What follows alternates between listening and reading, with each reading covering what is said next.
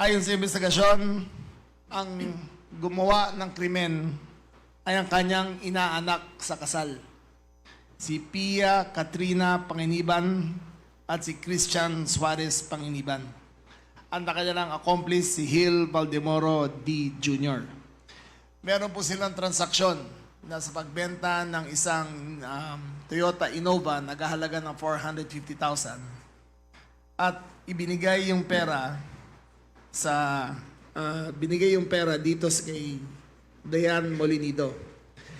Sa bahay ni Molinido, ayon sa investigasyon, sa bahay ni Molinido ay pinatay si Dayan Marie, sa bahay pala ni Panginiban, ay pinatay si Dayan Marie Molinido sa pamamagitan ng gunshot wound na pumasok dito sa ulo at lumabas habang siya'y nakaupo at lumabas po sa kanyang pigi.